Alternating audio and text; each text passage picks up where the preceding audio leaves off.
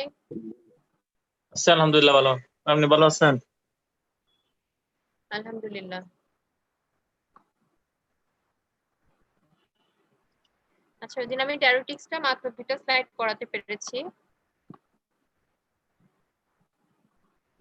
আমি প্রথম দিকেটা আরেকটু রিক্যাপ করছি। দেখো, এটা তোমরা জানো যে রেনাল কিডনি টিউবুলের ছবিগুলো এগুলা। প্রথম পার্টে হচ্ছে proximal convoluted tubule. Proximal convoluted টিউবুলে কাজ করে ওই দিন বলেছিলাম যে দুইটা গ্রুপ অফ ড্রাগ, একটা হচ্ছে কার্বনিক অ্যানহাইড্রেস ইনহিবিটরস আর আরেকটা হচ্ছে অসমোটিক ডায়ুরেটিক্স। আচ্ছা, তারপর আসছে হচ্ছে লুপোফেনলি। লুপোফেনলি যেটা অ্যাসেন্ডিং লিম্ব অফ লুপোফেনলিতে কাজ করে হচ্ছে লুপ ডায়ুরেটিক্স। এরপর আসছে early distal convoluted tubule. Early distal convoluted টিউবুলে কাজ করে হচ্ছে থায়াজাইড ডায়ুরেটিক্স। আর যেটা হচ্ছে পটাশিয়াম স্পেয়ারিং ডায়ুরেটিক্স, এরা কাজ করে হচ্ছে কালেক্টিং টিউবুলে। আচ্ছা, তাহলে এখন আমরা ডিটেলসে চলে যাই। এটা ওই দিন এক্সপ্লেন করেছিলাম তোমাদেরকে যে প্রক্সিমাল টিউবুলের মধ্যে কতগুলো পাম্প থাকে, ট্রান্সপোর্টার থাকে বা এনজাইম থাকে। এই জিনিসগুলো মানে প্রতিটা টিউবুলেই কিছু ইম্পর্টেন্ট ট্রান্সপোর্টার থাকে, পাম্প থাকে। তো এদের হচ্ছে যে আগে ফিজিওলজিটা নর্মাল বুঝে নিতে হবে, তারপর হচ্ছে আমরা ওষুধগুলো কিভাবে কাজ করে সেটা বুঝতে পারবো। তো এখানে কি থাকে দেখো, কার্বন ডাইঅক্সাইড আর কার্বনিক অ্যানহাইড্রেস এনজাইমটা কি করে দেখো, টিউবুলের ভিতরে কার্বন ডাইঅক্সাইড আর ওয়াটার থেকে তৈরি করে কার্বনিক অ্যাসিড। এই কার্বনিক অ্যাসিডটা ব্রেকডাউন হয়ে দেখো হাইড্রোজেন আয়ন আর বাইকার্বনেট আয়ন ফর্মেশন হচ্ছে। বাইকার্বনেটটা আবার হচ্ছে যেটা ইন্টারস্টিশিয়াল সারফেস, সেখান থেকে অ্যাবজর্পশন হয়ে যায় আর হচ্ছে সোডিয়ামের সাথে, সোডিয়াম বাইকার্বনেট হিসেবে দুইটা একসাথে ইকো ট্রান্সপোর্টারটার মাধ্যমে অ্যাবজর্পশন হয়, যেখানে এনবিসি লেখা আছে এটা। আচ্ছা, আরেকটা পাম্প আছে এখানে, সোডিয়াম পটাশিয়াম এটিপিএস পাম্প। আচ্ছা, তাহলে সোডিয়াম পটাশিয়াম এটিপিএস পাম্পটাতে সোডিয়ামটা এন্টার করে আর হচ্ছে পটাশিয়ামটা বের করে দেয়। তো এটা হচ্ছে নর্মাল ফিজিওলজিক্যাল মেকানিজম। তো এখানে দেখাচ্ছে দেখো 85% অফ সোডিয়াম বাইকার্বনেট অ্যাবজর্পশন হয় প্রক্সিমাল টিউবুল থেকে। 65% sodium chloride, potassium, calcium, magnesium এগুলো অ্যাবজর্পশন হয় হচ্ছে এখান থেকে। আর 100% of glucose and amino acid হচ্ছে অ্যাবজর্পশন হয় এই প্রক্সিমাল টিউবুল থেকে। তো এখানে যে দুইটা ডায়ুরেটিক কাজ করে, একটা হচ্ছে কার্বনিক অ্যানহাইড্রেস ইনহিবিটরস, এর আগের দিন আমি নাম বলেছিলাম তোমাদেরকে, নামটা কি ছিল মনে আছে? অ্যাসিটাজোলামাইড। ACETA ZOLAMID, জোলামাইড, acetazolamide. আচ্ছা, তাহলে অ্যাসিটাজোলামাইড একটা, এটা কমনলি ইউজ হয়। আরো কিছু নাম আছে, ড্রজোলামাইড, ব্রিনজোলামাইড, ওগুলো আমরা ইউজ করি না, আমরা অ্যাসিটাজোলামাইডটা ইউজ করি। আচ্ছা, আরেকটা এই অ্যাসিটাজোলামাইডটা কাজ করে এখানে কোথায়, কার্বনিক অ্যানহাইড্রেস এনজাইমটার উপরে। যেহেতু ইনহিবিটর, তার মানে ইনহিবিট করে, তো ইনহিবিট করলে কি হয় যে বাইকার্বনেট আয়নটা ফর্মেশন হচ্ছিল কার্বনিক অ্যাসিড ভেঙে গিয়ে, সেই বাইকার্বনেট আয়নটা ফর্মেশন হয় না। আলটিমেটলি সেই বাইকার্বনেটটা কি করে, ওয়াটারকে নিয়ে বের হয়ে চলে যায়, তার মানে এটা কি ডায়ালিসিস করে। আচ্ছা, আরেকটা দেখো গ্রুপ অফ ডায়াবেটিক্স, এটা হচ্ছে অসমোটিক ডায়াবেটিক্স। তো অসমোটিক ডায়াবেটিক্সটা কি করে, অসমোটিক ডায়াবেটিক্সটা হচ্ছে অসমোসিস করে। অসমোটিক ডায়াবেটিক্সটার নাম লিখে নাও, এটার নাম হচ্ছে ম্যানিটল। MANNITOL, এর আগের দিন বলেছিলাম তোমাদেরকে ম্যানিটল। আচ্ছা, তাহলে ম্যানিটলটা কি করবে, ম্যানিটলটা যখন আমরা দেই সেটা করে কি লুমেনের মধ্যেই থেকে যায়, সেটা আর অ্যাবজর্পশন হয় না। তো এটা কি করবে, ওখানে অসমোটিক প্রপার্টি এক্সার্ট করবে, লুমেনের মধ্যে থেকে, এই যে এখানে লুমেন লেখা আছে না, লুমেনের মধ্যে থাকবে। তো ইউরিনের মধ্যে থেকে সে কি করবে, আর বাকি ওয়াটারকে তার দিকে অ্যাট্রাক্ট করবে অসমোসিসের মাধ্যমে, বাকি ওয়াটার গুলোকে নিয়ে সে বের হয়ে যাবে। তার মানে এটা কি অসমোটিক ডায়াবেটিক্স। এটা হচ্ছে মনিম্যানিটল, যাদের হচ্ছে অসমোসিস মাধ্যমে তারা কাজ করে। আচ্ছা, এরপর আসো লুপোফেনলি। লুপোফেনলিতে কি কি থাকে দেখো, থিক অ্যাসেন্ডিং লিম্ব অফ লুপোফেনলিতে প্রথমেই আমরা যেটা বলবো, যেটা ইম্পর্টেন্ট এখানের জন্য, সেটা হচ্ছে সোডিয়াম পটাশিয়াম 2 ক্লোরাইড কো ট্রান্সপোর্টার। এখানে হচ্ছে একটা কো ট্রান্সপোর্টার দেখা যাচ্ছে, সেই কো ট্রান্সপোর্টারটা দিয়ে সোডিয়াম পটাশিয়াম আর ক্লোরাইড সেলের ভিতর ঢুকবে। আচ্ছা, তারপর ইন্টারস্টিশিয়াম দিয়ে দেখো, সোডিয়ামটা in exchange of potassium ATPase pump যেটা থাকে, এই পাম্পের মাধ্যমে সোডিয়ামটা ব্লাডে চলে যাবে আর পটাশিয়ামটা বের হয়ে আসবে। তো পটাশিয়ামটা যখন সেলের ভিতর আছে, পটাশিয়ামটা কি করবে দেখো, ব্যাক ডিফিউশন হবে। হ্যাঁ, ব্যাক ডিফিউশন মানে কি, আবার সে কোথায় চলে যাবে, লুমেনে চলে যাবে, এটাকে বলা হয় ব্যাক ডিফিউশন। লিখে রাখো, back diffusion of potassium. Back diffusion হয়ে কই যাচ্ছে দেখো, এখানে একটা চ্যানেল আছে, চ্যানেলের মধ্যে দিয়ে অ্যারো দিয়ে দেখা যাচ্ছে এখানে দেখো, পটাশিয়ামটা আবার লুমেনে চলে যাচ্ছে এবং লুমেনে গিয়ে কি ক্রিয়েট করছে, একটা পজিটিভ পটেনশিয়াল। এটাকে বলা হয় যে পজিটিভিটি বেড়ে যাচ্ছে, যেহেতু একটা পজিটিভ আয়ন, সেজন্য পজিটিভ পটেনশিয়াল ক্রিয়েট হচ্ছে লুমেনে। তো যেহেতু লুমেনের পজিটিভিটি বেড়ে যাচ্ছে, সেই জন্য এটা কি করবে তখন আবার ম্যাগনেসিয়াম আর ক্যালসিয়ামকে ট্রান্সসেলুলার পাথওয়েতে অ্যাবজর্পশন করে ব্লাডে নিয়ে আসবে। ওই যে নিচে দেখা যাচ্ছে দেখো ম্যাগনেসিয়াম আর ক্যালসিয়াম আয়নটা কিন্তু সেলের ভিতর দিয়ে যাচ্ছে না, কোথা দিয়ে যাচ্ছে? দুইটা সেলের মাঝখান দিয়ে ট্রান্সসেলুলার পাথওয়েতে আবার ব্লাডে চলে আসছে। আচ্ছা, এই জিনিসগুলো যেগুলো এতক্ষণ বললাম এগুলো খুব ইম্পর্টেন্ট, এটা মনে রাখবা। আচ্ছা, তারপর দেখো এখানে কাজ করে কি অসমোটিক ডায়ুরেটিক, না সরি লুপ ডায়ুরেটিক্স। আচ্ছা, লুপ ডায়ুরেটিক্সটা কোথায় কাজ করছে? সোডিয়াম পটাশিয়াম 2 ক্লোরাইড কো ট্রান্সপোর্টার যেটা, সেটাকে ব্লক করে কাজ করে। তোমরা জানো লুপ ডায়ুরেটিক্স এর নাম লিখে রাখো ফ্রুসেমাইড, FRUSEMIDE, ফ্রুসেমাইড। ফ্রুসেমাইড এটা একটা হাই সেলিং ডায়ুরেটিক। লুপ ডায়ুরেটিকটা একটা হাই সেলিং ডায়ুরেটিক। তোমাদেরকে এর আগের ক্লাসে ক্লাসিফিকেশন লিখিয়েছিলাম না, high ceiling diuretic, moderate ceiling diuretic আর লো সেলিং ডায়ুরেটিক।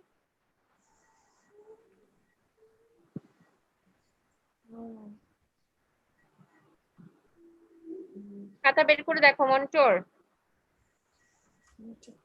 জি ম্যাম। লিখেছিলাম high ceiling diuretic, low ceiling diuretic, moderate ceiling diuretic না ম্যাম। ক্লাসিফিকেশন। আচ্ছা তাহলে লিখে নাও, না লিখালে এটা লিখে নাও। এটা হচ্ছে ডায়ুরেটিক পটেন্সি বা এফিকেসির উপর ডিপেন্ড করে। ডায়ুরেটিক এফিকেসি মানে সে কত পাওয়ারফুলি ডায়ালিসিস করতে পারবে, সে কত ভালোভাবে ডায়ালিসিস করতে পারবে সেটার উপর ডিপেন্ড করে দেওয়া হয় হাই সেইলিং ডায়ুরেটিক। সেইলিং মানে কি জানো? যে উপরে একটা ছাদ থাকে, আমরা বলি যে সিলিং, তাই না? সেই হাই সেইলিং ডায়ুরেটিক সে কত বেশি ডায়ালিসিস করতে পারে। High ceiling, CEILING, high ceiling diuretic. আচ্ছা, হাই সেলিং ডায়ুরেটিক একটাই, সেটা হচ্ছে লুপ ডায়ুরেটিক্স। লুপ ডায়ুরেটিক্স গুলো হচ্ছে হাই সেলিং ডায়ুরেটিক, এদের নাম হচ্ছে ফ্রুসেমাইড। হাই সেলিং ডায়ুরেটিকের নাম হচ্ছে ফ্রুসেমাইড, যেটা লুপোফেনলিতে কাজ করে। তার মানে এটা সবচেয়ে বেশি ডায়ালিসিস করতে পারে ভালোভাবে। আচ্ছা, তারপর হচ্ছে মডারেট সেলিং ডায়ুরেটিক। মডারেট যারা একটু কম করতে পারে। মডারেট সেলিং ডায়ুরেটিকটা হচ্ছে থায়াজাইড, যেটা ডিসটাল কনভলিউটেড টিউবেলে কাজ করছে সেটা thiazide, THIA, থায়া, ZIDE, thiazide, thiazide diuretic. আরেকটা হচ্ছে লো সেলিং ডায়ুরেটিক, এদের ডায়ুরেটিক প্রপার্টি গুলো খুবই পুয়ার, তারা খুব কম ডায়ালিসিস করতে পারে। এই জন্য হচ্ছে আমরা অ্যাকচুয়ালি তাদেরকে ডায়ুরেটিক পারপাসে ইউজ করি না, অন্যান্য পারপাসে ইউজ করি। আচ্ছা, এটার নাম হচ্ছে যে পটাশিয়াম স্পেয়ারিং ডায়ুরেটিক্স যেগুলো ছিল সেগুলা। তারপর আসছে হচ্ছে অসমোটিক ডায়ুরেটিকটা, আর হচ্ছে কার্বনিক অ্যানহাইড্রেজ ইনহিবিটর। এরা সবাই হচ্ছে low ceiling diuretic. Low ceiling diuretic, carbonic anhydrase inhibitor, osmotic diuretics আর পটাশিয়াম স্পেয়ারিং ডায়ুরেটিক্স। আচ্ছা, এটা কোশ্চেন আসবে একদম 3 স্টার দিয়ে লিখে রাখো। Why frusemide is called high ceiling diuretic? Why frusemide is called high ceiling diuretic? আচ্ছা, এখন আসো হচ্ছে আর্লি ডিস্টাল কনভলিউটেড টিউবিউল। এটা কিন্তু লেট ডিস্টাল কনভলিউটেড টিউবিউল না, হ্যাঁ আর্লি ডিস্টাল কনভলিউটেড টিউবিউল। আচ্ছা, এখানে কি হবে দেখো, আর্লি ডিস্টাল কনভলিউটেড টিউবিউলে মেইন ট্রান্সপোর্টার যেটা, সেটা হচ্ছে দেখো এনসিসি লেখা আছে, তোমরা এনসিসি লিখবে না, পুরোটা লিখতে হবে, সোডিয়াম ক্লোরাইড কো ট্রান্সপোর্টার। আচ্ছা, তাহলে এই সোডিয়াম ক্লোরাইড কো ট্রান্সপোর্টারটা কি করে?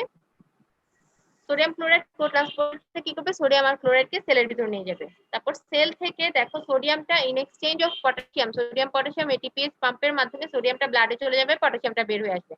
এখানে আরেকটা ইম্পর্টেন্ট জিনিস আছে দেখো, এই সোডিয়াম পটাশিয়াম ATPase এর পাম্পের নিচে লেখা আছে রিসেপ্টর, আর দিয়ে PTH মানে প্যারাথাইরয়েড হরমোন। এটা কি? একটা প্যারাথাইরয়েড হরমোনের জন্য একটা রিসেপ্টর। সেই প্যারাথাইরয়েড হরমোন রিসেপ্টরটার ইনফ্লুয়েন্সে কে অ্যাবজর্পশন হবে? ক্যালসিয়াম। তোমরা জানো যে প্যারাথাইরয়েড হরমোনের কাজ কি? সে ক্যালসিয়াম অ্যাবজর্পশনে সাহায্য করে। তো এখানে ক্যালসিয়ামটা কি হবে? রিঅ্যাবজর্পশন হবে। ক্যালসিয়ামটা লুমেন থেকে কোথায় যাচ্ছে? টিউবুলার সেলের ভিতর যাচ্ছে প্যারাথাইরয়েড হরমোন ইনফ্লুয়েন্সে। আবার এখানে দেখো আরেকটা জিনিস আছে, ক্যালসিয়াম সোডিয়াম এক্সচেঞ্জার। ক্যালসিয়ামটাকে সেটা কি করবে? যেটা ক্যালসিয়ামের ভিতর ঢুকছে লুমেন থেকে, সেই ক্যালসিয়ামটাকে এই এক্সচেঞ্জারটা কি করবে? ব্লাডে নিয়ে যাবে in exchange of sodium. Calcium absorption in exchange of sodium. আচ্ছা, এই জিনিসগুলো এখানে ইম্পর্টেন্ট। যেটা ক্যালসিয়াম হাইড্রোজেন ওটা খুব বেশি ইম্পর্টেন্ট না, বাকি যেগুলো বললাম ওগুলো ইম্পর্টেন্ট। ক্যালসিয়াম হাইড্রোজেনটা মনে রাখবা তারপরেও, সেটা অ্যালকালোসিস অ্যাসিডোসিস এর জন্য ইম্পর্টেন্ট। আচ্ছা, এইখানে দেখো 5 to 10% অফ সোডিয়াম রিঅ্যাবজর্পশন হয় ডিস্টাল কনভলিউটেড টিউবিউলে ক্লোরাইড আর পটাশিয়াম সহ। কিছু ক্যালসিয়াম রিঅ্যাবজর্পশন হয় ওই যে under the influence of parathyroid hormone. আর যেটা কাজ করে সেটা হচ্ছে থায়াজাইড ডায়ুরেটিক্স। এটা কাকে ব্লক করে কাজ করে? ওখানে অ্যারো দিয়ে দেওয়া আছে, সোডিয়াম ক্লোরাইড কো ট্রান্সপোর্টারটাকে ব্লক করবে। আচ্ছা, যদি ব্লক করে তখন কি হবে?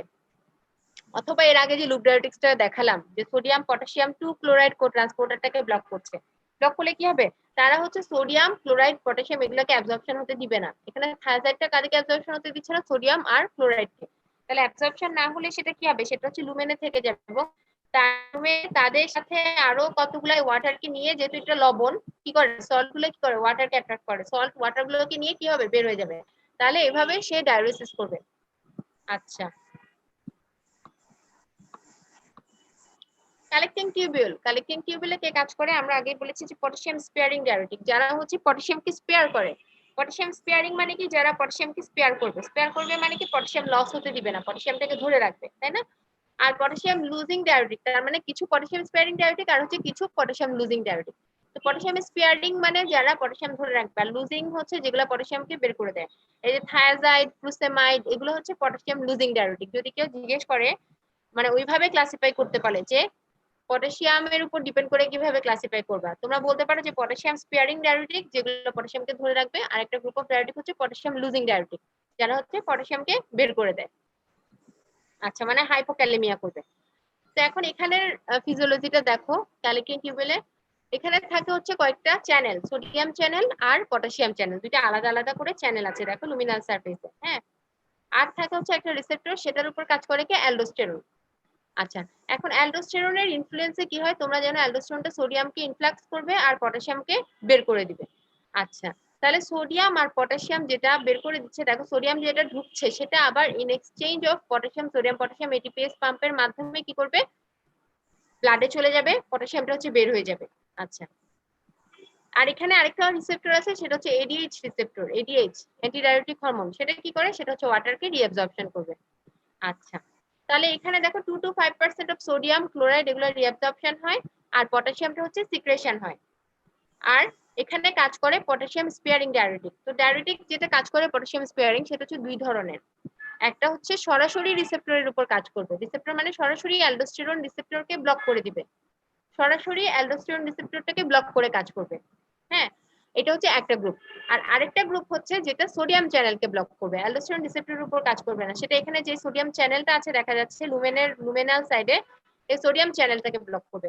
তার মানে একটা গ্রুপ হচ্ছে যে সোডিয়াম চ্যানেলকে ব্লক করে কাজ করে, আরেকটা গ্রুপ হচ্ছে অ্যালডোস্টেরন রিসেপ্টরকে ব্লক করে কাজ করবে। তাহলে two groups of diuretics, two groups of potassium sparing diuretics acts here.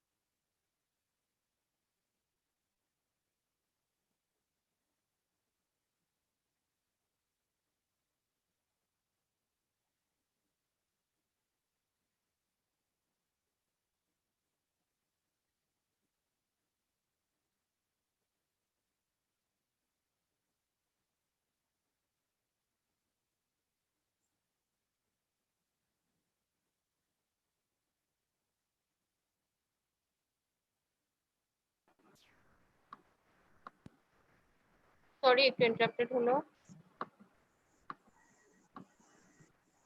এই যে এখানে দেখো অ্যারো দিয়ে দেখা যাচ্ছে যে অ্যালডোস্টেরনটা একটা হচ্ছে অ্যালডোস্টেরন রিসেপ্টরকে ব্লক করছে, আর একটা সোডিয়াম চ্যানেলকে ব্লক করছে, আরেকটা গ্রুপ অফ ডায়ুরেটিক্স মানে পটাশিয়াম স্পেয়ারিং ডায়ুরেটিক্স। আচ্ছা, এখন ফ্লুসেমাইডটা কি কি ইন্ডিকেশনে আমরা ইউজ করি, মানে কোন কোন ডিজিজ কন্ডিশনে আমরা ইউজ করি? দেখো অনেকগুলো ডিজিজ কন্ডিশনে ইউজ করি। একটা হচ্ছে অ্যাকিউট পালমোনারি ইডেমা, তারপর oedema due to heart failure, cirrhosis, nephrotic syndrome, hypertensive emergency, renal failure, hypercalcaemia, hyperkalaemia. তার মানে যেসব ক্ষেত্রে ফ্লুইড রিটেনশন হচ্ছে সেসব ক্ষেত্রে আমরা বের করে দেওয়ার জন্য, যেগুলো অ্যাকিউট কন্ডিশন বা ইমার্জেন্সি কন্ডিশন, আমরা সেই ক্ষেত্রে হাই সেলিং ডায়ুরেটিক যেটা, সেটা ফ্লুসেমাইড টুব ডায়ুরেটিক, সেটা আমরা ইউজ করব, যেটা হচ্ছে লুপোফেনলিতে কাজ করে। আচ্ছা, এখন দেখি কিভাবে কিভাবে কাজ করে। এখানে মেকানিজম গুলো দেওয়া আছে। অ্যাকিউট পালমোনারি এডিমাতে কিভাবে কাজ করে দেখো। অ্যাকিউট পালমোনারি এডিমাতে প্রথমে সে করবে কি ভেনোডাইলেশন করবে। ওর একটা ইউনিক প্রপার্টি হচ্ছে সে ভেনকে ডাইলেট করতে পারে, ভেনাস ডাইলেশন করতে পারে। আচ্ছা, তো ভেনোডাইলেশন করলে তোমরা জানো যে সেখানে কি হয়, ভেনাস রিটার্নটা কমে যাবে, তাই না? ভেনাস যত বেশি ডাইলেটেড হবে তার মানে রিটার্ন যেটা প্রেসারের কারণে যেটা রিটার্ন হচ্ছিল সেটা কমে যাবে আস্তে আস্তে। তাহলে যেটা left ventricular filling pressure, venous return কমে গেলে তোমরা জানো যে ভেন্ট্রিকুলার গুলোতে কি হয়, ফিলিং প্রেসারটা কমে যায় এবং আলটিমেটলি কি হবে, তার প্রিলোড যেটার এগেইনস্টে তার পাম্প করতে হচ্ছে ব্লাড, সেই লোডটা কমে যাবে। আচ্ছা,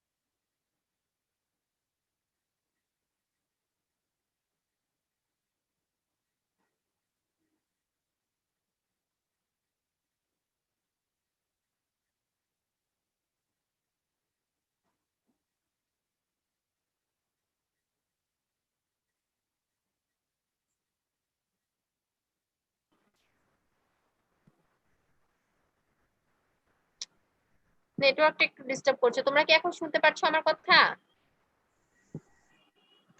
ইয়েস ম্যাম, শুনতে পাচ্ছি। স্ক্রিনে Yes, কিছু ma'am. দেখা যাচ্ছে? স্ক্রিনে কিছু দেখা যাচ্ছে? No, ma'am.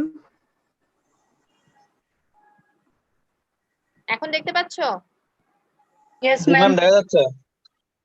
আচ্ছা, তাহলে দেখো এখন সোডিয়াম ক্লোরাইডটা কি করবে, এক্সেস অ্যামাউন্ট অফ ওয়াটার যেগুলো সেগুলো সহ বের হয়ে যাবে। তাহলে কি হবে, ডায়ালিসিস হলে তোমরা জানো যে প্লাজমা ভলিউম কমে যাবে, যেহেতু বডি থেকে ফ্লুইড চলে যাচ্ছে তাহলে প্লাজমা ভলিউমটা কমে যাবে। এখন প্লাজমা ভলিউম যখন কমে যায়, তোমরা জানো যে প্লাজমা ভলিউম যদি কমে যায় সেটা কি হবে, প্রিলোড। আমরা জানি যে যেগুলো ভেনাস রিটার্ন হয় সেগুলো প্লাজমা থেকেই যায়, তাহলে প্রিলোডটা আলটিমেটলি কমে যাবে। তো প্রিলোড কমে গেলে কি হবে, কার্ডিয়াক যে প্রেসার মানে যেটা পালমোনারি ইডেমার যে কনজেশনটা ছিল সেটা কমে যাবে, মানে ভেনাস কনজেশন যেটা ছিল সেটা কমে যাবে, তাহলে পালমোনারি ইডেমাটা রিলিফ হবে। Relief of pulmonary oedema and dyspnoea, মানে যেটা শ্বাসকষ্ট পালমোনারি ইডেমার কারণে সেই ডিজনিয়াটাও কমে যাবে। আচ্ছা, এখন আসো হাইপারটেনসিভ ইমার্জেন্সিতে কিভাবে ইউজ করি আমরা ফুসেমাইড। এগুলো কিন্তু আমরা সবগুলো লুপ ডায়াবেটিকের কথা বলছি। লুপ ডায়াবেটিক যে আমরা বিভিন্ন ইন্ডিকেশন ইউজ করছিলাম, এই প্রথমটা দেখালাম যে অ্যাকিউট পালমোনারি ইডেমাতে আমরা কিভাবে ইউজ করি, মানে কিভাবে এটা কাজ করে, মেকানিজমটা, রোল কি। আচ্ছা, আর সেকেন্ডটা হচ্ছে যেটা যে হাই সিলিং ডায়াবেটিক যেটা ফুসেমাইড, সেটা হাইপারটেনসিভ ইমার্জেন্সিতে কিভাবে কাজ করে। দেখো, হাইপারটেনসিভ ইমার্জেন্সিতে প্রথম কথাগুলো এখানে লিখিনি আমি, প্রথমে এটা দিয়ে স্টার্ট করবা না, প্রথমে স্টার্ট করবা হচ্ছে inhibit the sodium potassium 2 chloride co transporter. হ্যাঁ, এটা এভাবে শুরু করবা, ইনহিবিট সোডিয়াম পটাশিয়াম 2 ক্লোরাইড কো ট্রান্সপোর্টার। তো এটাকে ব্লক করে দিলে কি হবে, ডায়ালিসিস হবে। ডায়ালিসিস হলে কি হবে, প্লাজমা ভলিউমটা কমে যাবে, আলটিমেটলি ব্লাড প্রেশারটা কমে যাবে। আচ্ছা, তাহলে ফুসেমাইডটা এভাবে ব্লাড প্রেশারটা কমিয়ে দিচ্ছে। এরপর দেখো আরেকটা আর্মে কি আছে, দেখো প্রোস্টাগ্ল্যান্ডিন সিনথেসিসটা বাড়িয়ে দেয়। প্রোস্টাগ্ল্যান্ডিন, তোমরা জানো প্রোস্টাগ্ল্যান্ডিনের ব্লাড ভেসেলের উপর ইফেক্টটা কি?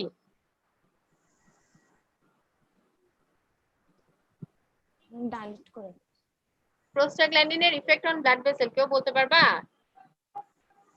ডাইলেট আচ্ছা, করে। তাহলে প্রোস্টাগ্ল্যান্ডিন সিনথেসিস এটাও একটা ফুসেমাইডের ইউনিক প্রপার্টি, সে করে কি প্রোস্টাগ্ল্যান্ডিনের সিনথেসিস বাড়িয়ে দেয়। তো তোমরা জানো যে প্রোস্টাগ্ল্যান্ডিনটা কি করে, ভেসোডাইলেশন করে, ব্লাড ভেসেলকে ডাইলেট করবে। তো ব্লাড ভেসেলকে ডাইলেট করলে কি হবে, রেনাল ব্লাড ফ্লোটাও বেড়ে যাবে। রেনাল ব্লাড ফ্লো বাড়লে কি হবে, জিএফআর বাড়বে। আচ্ছা, তাহলে জিএফআর বাড়লে ইউরিন আউটপুট বাড়বে, তার মানে আলটিমেটলি কি হবে, ডায়ালিসিস হবে।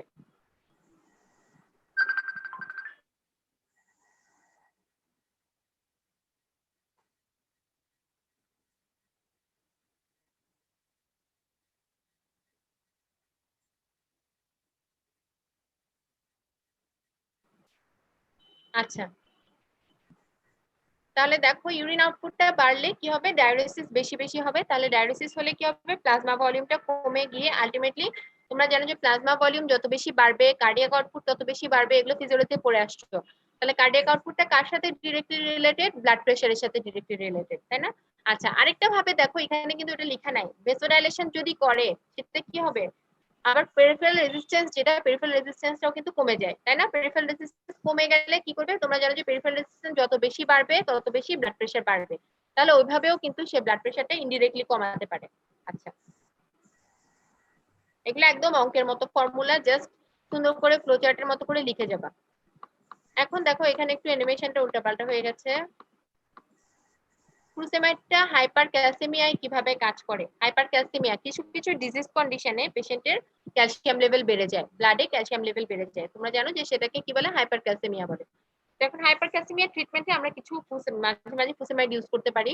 তো কিভাবে কাজ করে দেখো, ফুরোসেমাইডটা এই একই কথা, সোডিয়াম পটাশিয়াম 2 ক্লোরাইড কো ট্রান্সপোর্টার যেটা থিকাসেনিং লিম্ফ গ্লুকোফেনলিতে থাকে সেটাকে ব্লক করবে। তো ব্লক করলে কি হয়, সোডিয়াম ক্লোরাইড অ্যাবজর্পশনটা হবে না, তাই না? রিঅ্যাবজর্পশনটা হচ্ছে না। তো না হলে যেটা ব্যাক ডিফিউশন হচ্ছিল পটাশিয়ামের, আমি একটা টার্ম বারবার বলেছিলাম তোমাদেরকে কয়েকটা আগে স্লাইডে, যে ব্যাক ডিফিউশন অফ পটাশিয়াম হচ্ছে কোথায়, লুমেনে। তো যে ব্যাক ডিফিউশন হচ্ছিল লুমেনে, সেই ব্যাক ডিফিউশনটা আর হবে না। তো ব্যাক ডিফিউশন হয়ে সেটা লুমেনে কি করছিল, পজিটিভ পটেনশিয়াল ক্রিয়েট করছিল, সেই পজিটিভ পটেনশিয়ালটাও আর ক্রিয়েট হবে না লুমেনে। তো লুমেনে পজিটিভ পটেনশিয়াল ক্রিয়েট না হলে আলটিমেটলি যেটা পজিটিভ পটেনশিয়ালের কারণে ক্যালসিয়াম আর ম্যাগনেসিয়াম একটা ট্রান্সসেলুলার পাথওয়েতে যে অ্যাবজর্পশন হচ্ছিল সেটা আর হবে না। তাহলে ultimately no reabsorption of calcium এবং এক্সক্রিশন অফ ক্যালসিয়াম, তাহলে ক্যালসিয়ামটাকে যে রিঅ্যাবজর্পশনের বদলে বের করে দিচ্ছে। তাহলে বের করে দিলে কি হবে, হাইপোক্যালসেমিয়া হবে, মানে হাইপার ক্যালসেমিয়া না হয়ে সেটা হচ্ছে হাইপোক্যালসেমিয়া হবে। তোমরা এটা পড়ার সময় বা এটা যদি পরীক্ষায় আসে তাহলে এটার সাথে অবশ্যই বা যে কোনো মেকানিজম এগুলোর সাথে একটু ছবি দেওয়ার চেষ্টা করবা, প্রক্সিমাল কনভলিউটেড টিউবিউল বা ডিস্টাল কনভলিউটেড টিউবিউল। আর ফুরোসেমাইডের ক্ষেত্রে হচ্ছে থিক অ্যাসেন্ডিং লিম্ফোগ্লুকোফেনিক, ওই যে চ্যানেলগুলো যেগুলা পটাশিয়ামের ব্যাক ডিফিউশন হচ্ছে, পজিটিভ পটেনশিয়াল ক্রিয়েট করছে, ক্যালসিয়াম ম্যাগনেসিয়াম অ্যাবজর্পশন হচ্ছে, এই জিনিসগুলো দেওয়ার চেষ্টা করবা। তার সাথে হচ্ছে সোডিয়াম পটাশিয়াম 2 ক্লোরাইড কো ট্রান্সপোর্টার যেটা, সেটার ছবিটাও দেওয়ার চেষ্টা করবা। আচ্ছা,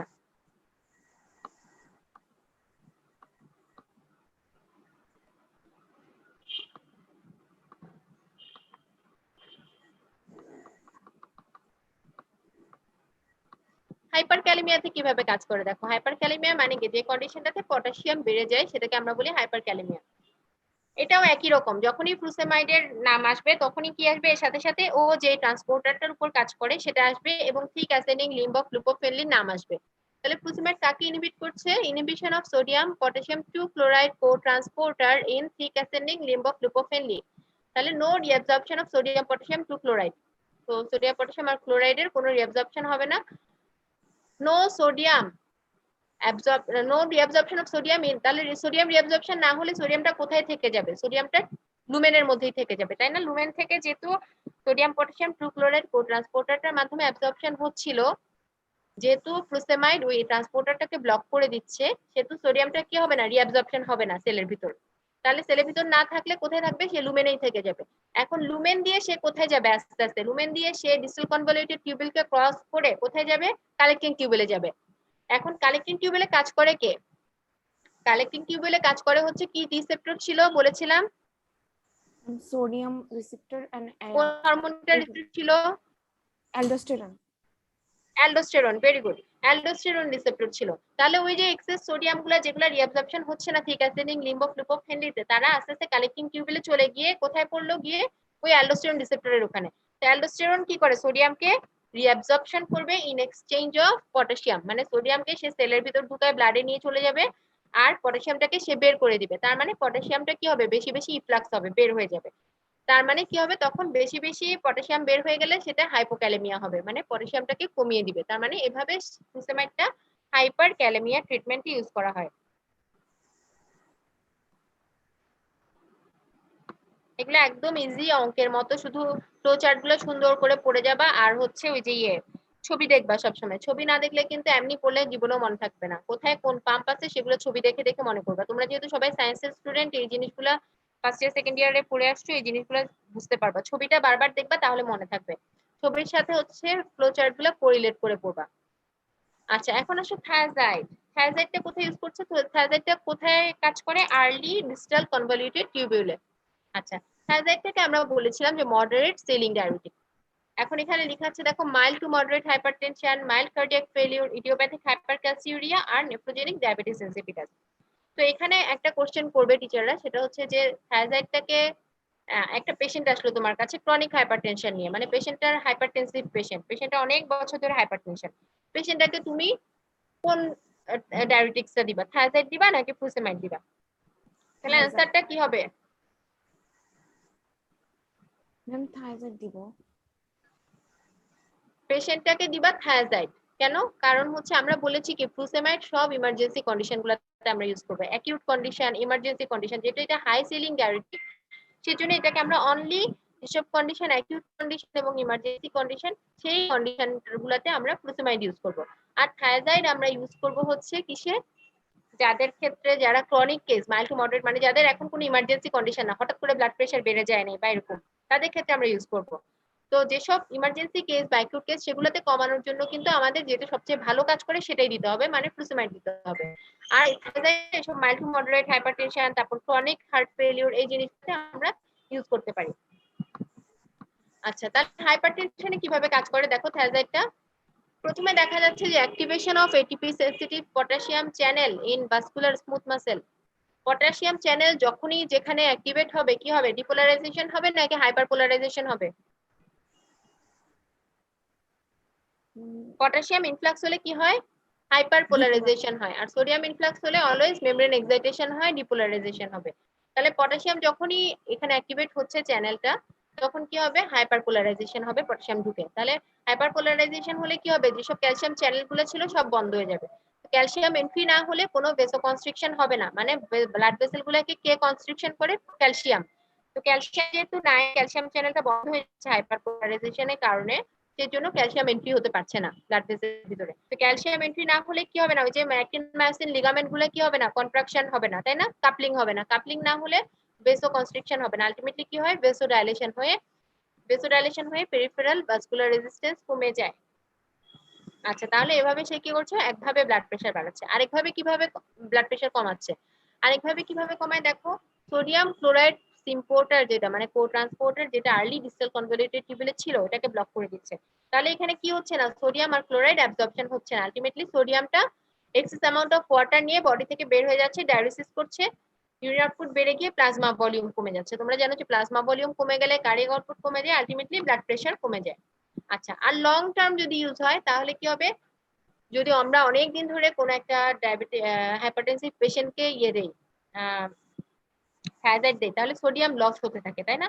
সোডিয়াম লস হলে কি হবে দেখো, সোডিয়ামটা যদি লস হতে থাকে, যেহেতু থায়াজাইডটা সোডিয়ামকে বের করে দিচ্ছে, decrease responsiveness of vascular smooth muscle to noradrenaline. তোমরা অ্যাড্রেনার্জিক ড্রাগে পড়ে এসেছো, অ্যাড্রেনার্জিক ড্রাগে পড়ে এসেছো যে অ্যাড্রেনালিন নর অ্যাড্রেনালিন কি করে? অ্যাড্রেনালিন নর অ্যাড্রেনালিন গুলো হচ্ছে ব্লাড প্রেশার বাড়ায়, তাই না? ব্লাড প্রেশার বাড়ায়। অ্যাড্রেনালিন নর অ্যাড্রেনালিন গুলো হচ্ছে ব্লাড প্রেশার বাড়ায়। আচ্ছা, তাহলে এখন responsiveness of vascular smooth muscle to noradrenaline কে কি করবে? Noradrenaline responsiveness to vascular smooth মাসেলটা কমিয়ে দিবে। তার মানে ভাস্কুলার স্মুথ মাসেল গুলা নর অ্যাড্রেনালিনের প্রতি রেসপন্স করবে না। তার মানে কি হবে? ভেসোকনস্ট্রিকশন হবে না, ব্লাড ভেসেল ডায়ালেট করবে। আলটিমেটলি সবকিছু মিলে কি হয়? ব্লাড প্রেশারটা কমে যায়। আচ্ছা, তাহলে থায়াজাইড এভাবে ব্লাড প্রেশার কমাচ্ছে। এখন আসো থায়াজাইড হার্ট ফেলিউরে কিভাবে কাজ করছে। ওই একই ভাবে সোডিয়াম ক্লোরাইড কো ট্রান্সপোর্টার, যেটা ডিসেল কনভলিউটেড টিউবুলে থাকে, ওটাকে ব্লক করবে। সোডিয়াম ক্লোরাইডটা অ্যাবজর্পশন হবে না, আলটিমেটলি ডায়ালিসিস হয়ে এক্সেস ভলিউম অফ যে ফ্লুইড গুলো জমা হচ্ছিল হার্ট ফেলিউরের কারণে, সেই ফ্লুইড গুলোকে বের করে দিবে, যার কারণে প্লাজমা ভলিউম কমে যাবে, ভেনাস রিটার্নটা কমে যাবে হার্টে, লেফট ভেন্ট্রিকুলার ফিলিং প্রেসার কমে যাবে, কার্ডিয়াক প্রিলোড কমে যাবে। এবং প্রিলোড কমে গেলে তোমরা জানো যে কনজেশন, যেটা পালমোনারি কনজেশন যেটা হয়, পালমোনারি ইডেমা, সেটা রিলিফ হয়। ওই যে অ্যাকিউট পালমোনারি ইডেমা যেটা দেখালাম, সেটার মতোই পালমোনারি ইডেমাটা কমে যায় এবং কনজেশনটা কমে যায়। হার্ট ফেলিউরের কিন্তু একটা most common symptom, sign symptom হচ্ছে পালমোনারি ইডেমা। তো আমরা থায়াজাইডটা এই কারণেই ইউজ করি হার্ট ফেলিউরে, যাতে পালমোনারি ইডেমাটা রিলিফ করে, কনজেশনটা কমে গিয়ে পেশেন্টের ডিসনিয়াটা রিলিফ হয়। আচ্ছা, এটা তোমাদের দরকার নাই, ডায়াবেটিস ইনসিপিটাস এটা পোস্ট গ্রাজুয়েশনে পড়া। আচ্ছা, এখানে দেখো অ্যাডভার্স ইফেক্ট কি কি, মানে আমরা তো এটা ভালো কাজের জন্য দিচ্ছি, ট্রিটমেন্টের জন্য, কিন্তু কি কি অ্যাডভার্স ইফেক্ট করে এই জিনিসগুলো আলাদা করে আসে, যে কি কি ইলেকট্রোলাইট ইমব্যালেন্স করে থায়াজাইড আর ফুসেমাইড, আর কি কি মেটাবলিক ডিস্টারবেন্স করে, এই জিনিসগুলো আসে। আচ্ছা দেখো এখানে দেখাচ্ছে হাইপোক্যালেমিয়া, হাইপোক্যালেমিয়া দুটাই করে, ফুসেমাইডও করে থায়াজাইডও করে। হাইপোনাট্রেমিয়াও, যেহেতু কি জন্য, কারণ হচ্ছে ওরা কি করে সোডিয়াম পটাশিয়ামকে অ্যাবজর্পশন হতে দেয় না, বের করে দেয়, তার মানে হাইপোক্যালেমিয়া হাইপোনাট্রেমিয়া এগুলো ওদের কমন অ্যাডভার্স ইফেক্ট। তারপর হাইপোক্যালসিয়ামিয়া, হাইপোক্যালসিয়ামিয়াটা কার অ্যাডভার্স ইফেক্ট? ফ্লুসেমাইডের, থায়াজাইডের কিন্তু হাইপোক্যালসিয়ামিয়া করবে না। আচ্ছা তারপর দেখো ওই যে ফ্লুসেমাইড যে হাইপারক্যালসিমিয়া ট্রিটমেন্টে আমরা ইউজ করি, আমরা মেকানিজমটা দেখালাম যে সে কি করে ক্যালসিয়ামটাকে বের করে, মানে ক্যালসিয়ামটা অ্যাবজর্পশন আর হচ্ছে না, তাই না, ক্যালসিয়ামটা বের হয়ে যাচ্ছে, তাহলে এভাবে সে হাইপোক্যালসিয়ামিয়া করে, হাইপোম্যাগনেসিয়ামিয়াও করে একইভাবে, হাইপোক্যালসিয়ামিয়া এন্ড হাইপোম্যাগনেসিয়ামিয়া। আচ্ছা আর হচ্ছে হাইপারক্যালসিমিয়া, হাইপারক্যালসিমিয়া করে হচ্ছে থায়াজাইড। আচ্ছা এবার আসা হচ্ছে মেটাবলিক অ্যাডভার্স ইফেক্ট, কিছু হচ্ছে এগুলো ছিল ইলেকট্রোলাইট ইমব্যালেন্স, যে ইলেকট্রোলাইটের উপর কি কি ডিস্টারবেন্স করে তারা, আর কিছু মেটাবলিক ডিস্টারবেন্স বা মেটাবলিক অ্যাডভার্স ইফেক্ট করে, সেগুলো কি কি দেখো, মেটাবলিক অ্যালকালোসিস করে বোথ থায়াজাইড এন্ড ফুসেমাইড। তোমরা কিন্তু এভাবে প্লাস প্লাস দিয়ে লিখবা না, তোমাদেরকে পরীক্ষায় 1 2 3 4 এভাবে সুন্দর করে লিখবা, কোনটা হাইপোনাট্রেমিয়া হাইপোক্যালেমিয়া এভাবে লিখবা। এখানে আমি একসাথে পড়ানোর সুবিধার্থে এভাবে চার্ট করে নিয়েছি আর প্লাস প্লাস এভাবে দিয়ে দিয়েছি, কিন্তু এভাবে পরীক্ষায় লিখবা না, পরীক্ষায় সুন্দর করে হাইপোক্যালসিমিয়া হাইপোনাট্রিমিয়া হাইপোম্যাগনেসিয়ামিয়া ইলেকট্রোলাইট ডিস্টারবেন্স, প্রথমে ইলেকট্রোলাইট ডিস্টারবেন্স হেডলাইন দিবা, দিয়ে তারপর এটার আন্ডারে এভাবে লিখবা। আচ্ছা এখানে দুইটা জিনিস নতুন দেখো, একটা হচ্ছে তিনটা জিনিস, একটা হচ্ছে হাইপার ইউরিসেমিয়া, মানে কি ইউরিক অ্যাসিড লেভেলটা বাড়িয়ে দেয়, বেশি বাড়ায় কে, থায়াজাইড। আচ্ছা আরেকটা হচ্ছে হাইপার গ্লাইসেমিয়া, মানে গ্লুকোজ বাড়িয়ে দেয়, কে বাড়ায়, থায়াজাইড। আরেকটা হচ্ছে হাইপার লিপিডেমিয়া, মানে লিপিড প্রোফাইলটাকে বাড়িয়ে দিবে, কে বাড়ায়, এটাও থায়াজাইড করে। তার মানে থায়াজাইডের মেটাবলিক অ্যাডভার্স ইফেক্ট গুলো বেশি ফ্লুসেমাইডের চেয়ে। আচ্ছা তারপর হাইপারলিপিডেমিয়াটা দেখো, ফ্লুসেমাইড কিন্তু আবার হাইপারলিপিডেমিয়া করে না, এখানে মাইনাস দেওয়া আছে। আচ্ছা আরেকটা অ্যাডভার্স ইফেক্ট দেখো, অটোটক্সিসিটি। অটোটক্সিসিটি মানে কি, কেউ জানো অটোটক্সিসিটি মানে কি, কেউ বলতে পারবা? না ম্যাম জানি না। আচ্ছা অটোটক্সিসিটি মানে হচ্ছে কানের হিয়ারিং এর টক্সিসিটিকে আমরা বলি হচ্ছে অটোটক্সিসিটি। অটোটক্সিসিটি যেটা হিয়ারিং এর যে টক্সিসিটিটা হয় সেটাকে আমরা বলি যে অটোটক্সিসিটি। তোমরা জানো যে ভেস্টিবুলো কক্লিয়ার নার্ভ আছে একটা, তাই না, ক্রেনিয়াল নার্ভ, ভেস্টিবুলো কক্লিয়ার। তো ওখানে যেটা কক্লিয়ার যে পোর্শনটা, সেটা যখন ডিস্ট্রয় হয়ে যায় বা সেটা যখন ডিস্টারবেন্স হয় তখন কি হয়, হিয়ারিং লস হয়। তেমনি ফ্লুসেমাইড কি করে, কক্লিয়াতে কিছু ডিস্টারবেন্স ক্রিয়েট করে, যার কারণে কি হয়, পেশেন্টের টেম্পোরারি হিয়ারিং লস হতে পারে, এটাকে আমরা বলি কি, অটোটক্সিসিটি। আচ্ছা এটা কিন্তু রিভার্সিবল, এটা লিখে রাখো চার্ট দিয়ে, যে রিভার্সিবল অটোটক্সিসিটি, মানে এটা যখন আমরা ওষুধটা বন্ধ করব পেশেন্ট আবার শুনতে পাবে, এটা আবার সব পেশেন্টদের ক্ষেত্রে করবে না, কিছু কিছু পেশেন্টদের ক্ষেত্রে করে। থায়াজাইড আবার এই অটোটক্সিসিটি প্রডিউস করে না। আচ্ছা তারপর দেখো হাইপার সেনসিটিভিটি আর সেক্সুয়াল ডিসফাংশন, এই দুইটাই হচ্ছে থায়াজাইডের টক্সিসিটি, নট ফুসেমাইড। আচ্ছা এই সেক্সুয়াল ডিসফাংশনটা হয় কখন, যখন লং টার্ম থায়াজাইড ইউজ করা হয় তখন হচ্ছে সেক্সুয়াল ডিসফাংশন হয়। আচ্ছা দুইটা একটা স্টার মার্ক দিয়ে লিখে রাখো যে long term adverse effect of thiazide, মানে অনেকদিন ধরে যখন একটা হাইপারটেনসিভ পেশেন্ট ইউজ করবে তখন কি কি অ্যাডভার্স ইফেক্ট হতে পারে, এখানের মধ্যে দুইটা আসবে দেখো, হাইপারলিপিডেমিয়া আর হচ্ছে সেক্সুয়াল ডিসফাংশন। যখন অনেকদিন ধরে ইউজ করে তখন এই দুইটা অ্যাডভার্স ইফেক্ট পেশেন্টের হতে পারে থায়াজাইড থেকে। আচ্ছা তোমাদের ক্লাস টাইম প্রায় শেষ, আর অল্প কয়েকটা স্লাইড আছে, আমি আজকে তোমাদেরকে পিডিএফটা দিয়ে দিব, তোমরা নেক্সট ক্লাসে পড়ে আসবা, আমি বাকিটা এর পরের ক্লাসে শুরুতে আমি পড়িয়ে দিব। আর তোমরা অবশ্যই পড়ে ফেলবা, ডিলে করবা না, কারণ তোমাদের সামনে আবার আরেকটা কার্ড ফাইনালের ডেট হয়তো দিয়ে দিবে, পড়া জমিয়ে রাখবা না, যেটা যেদিনে পড়া সেদিন